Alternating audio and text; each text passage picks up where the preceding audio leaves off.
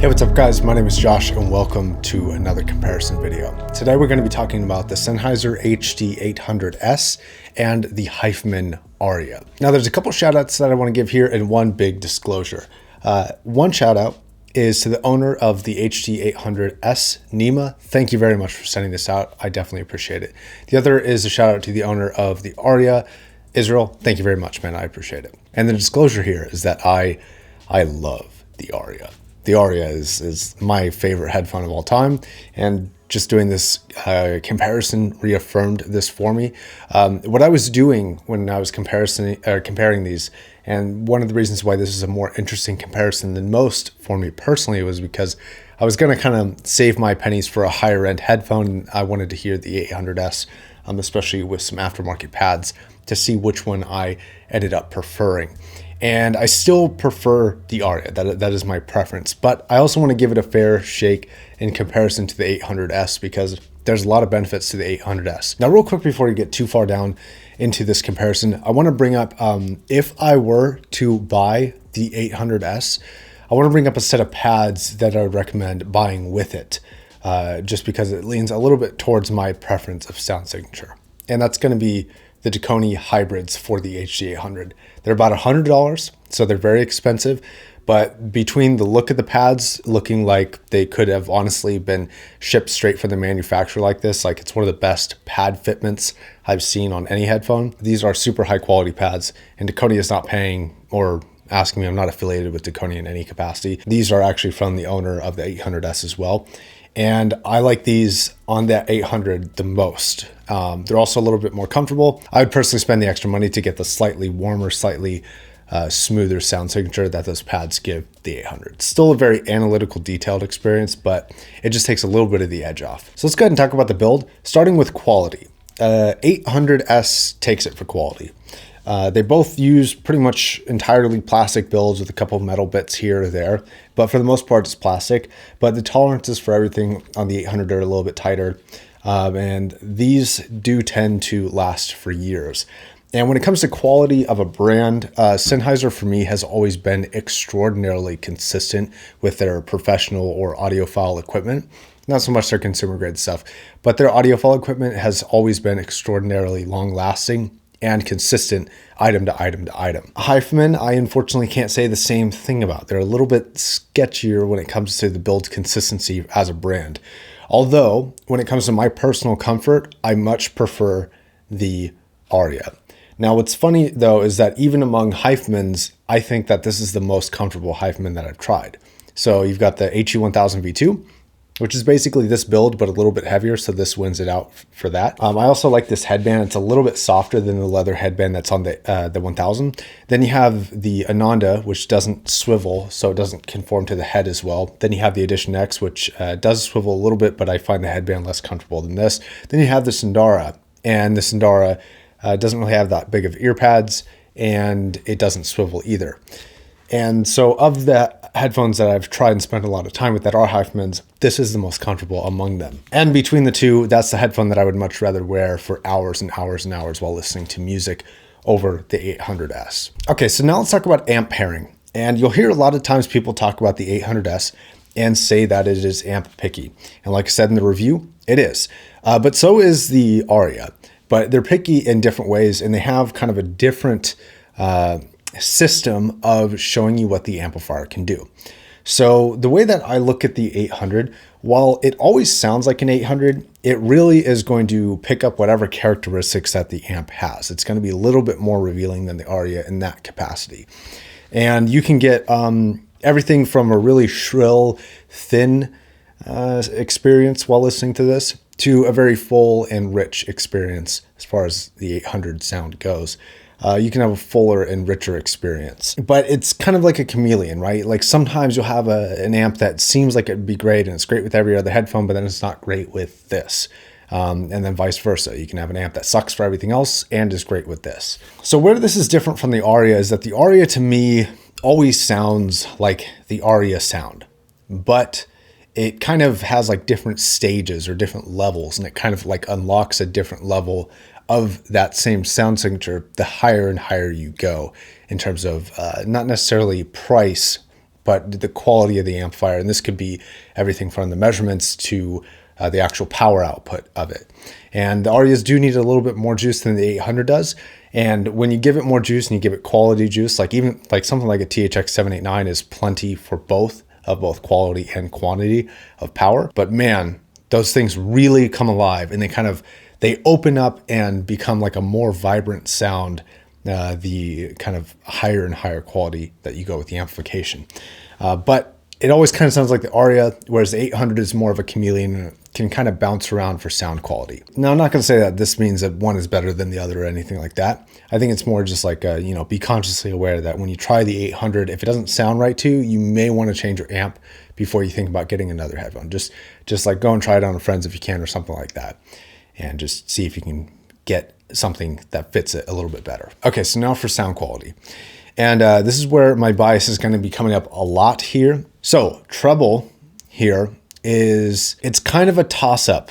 I think this is another one of those technically superior versus preferentially superior. The 800S is undoubtedly more detailed, but it's also a lot more forced. It is way, way more forward in the treble, and it is cramming those details. It's cramming that information. It's cramming those highs into your ear. And you can't escape it. That's part of why it's fatiguing for like long listening sessions, and the Arya is because the Arya is a lot more relaxed. It's a lot more chilled out. It's more detailed. It 100% is. Like every day of the week, every type of song, you can imagine it will be more detailed in the treble than the Arya is. But the Arya for me is far more enjoyable. And it's something to where it is so enjoyable that I'm willing to sacrifice the resolution in the treble response from the HD800S. And on a personal note here, that was actually one of the deciding features as to why I've decided to go with the Arya personally over the 800, is just because the highs on the 800, some people love them. I think they're great, but they're just not something that I can sustainably listen to for a very long time without getting a headache for the rest of the day. But that's just me. Everybody's going to be a little bit different. Okay, now for the mid-range. And Arya smokes the HD800 here. Like, no matter how you look at it, your presence, your presentation, your separation from the background, the fullness, the richness, the angelic highs, and the rumbling deep lows, it's got it all, and it just displays it so beautifully. It's just majestic in its ability to produce vocals and mid-range instruments. And I don't get that from the HD800S. And the same thing falls with the bass response. The Arya is just far and ahead better. Now, before I get more into bass response, I want to make a real quick disclosure that imaging, mids, and bass are not the whole story, right? There's a lot about presentation that matters on a headphone. There's a lot about the tilt that it has, warmer, cleaner. So when I'm breaking this down, it's like, make sure you watch the whole thing to get a more complete picture of what the entire sound signature looks like, because right now we're just kind of isolating specific aspects of the sound.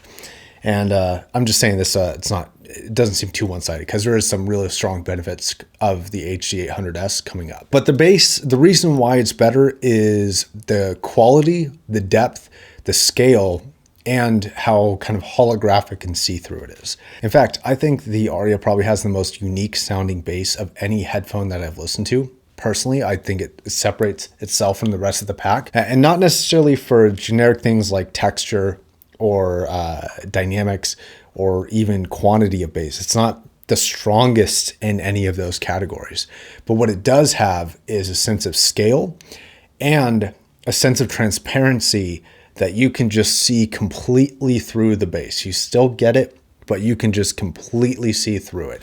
And it's something that is nearly impossible for me to explain unless you've heard it. And then if you've heard it, you know exactly what I'm talking about.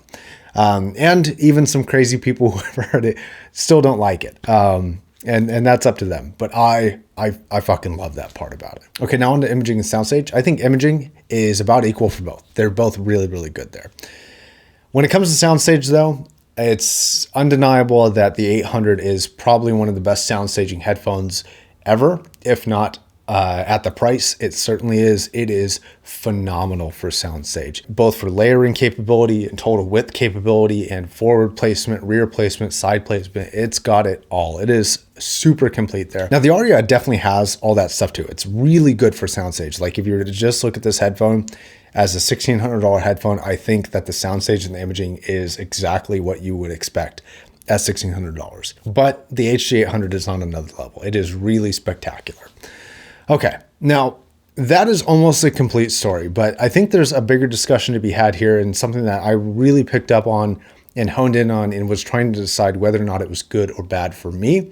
I'm just going to lay it out how I hear it here. So the sound presentation on these two headphones are vastly different. The HD800 is almost like the sounds are coming from singular points in like a, if you could visualize it as like a sound field, they're coming from like singular points. So you have like an instrument coming from like right here, this little point right here, then something coming from over here, something coming from over here.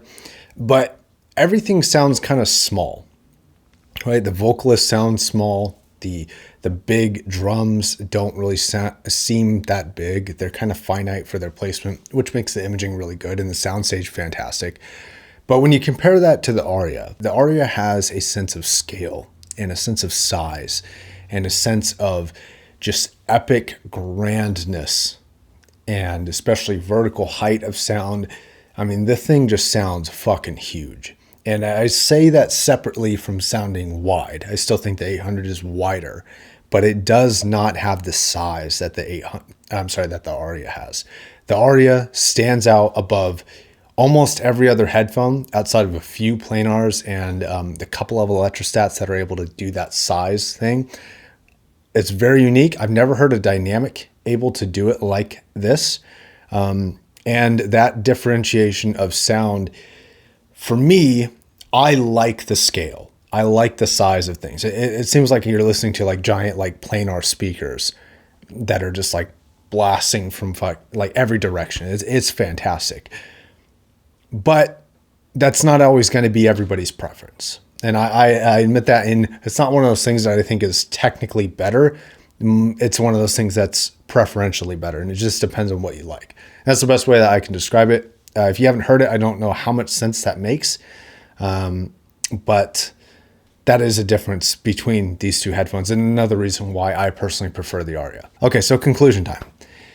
The HD800 is not my personal favorite between these two, but it is undeniably better in certain capacities than not only the Arya, but a lot of other headphones at $1,600, and in some capacities better than every other headphone.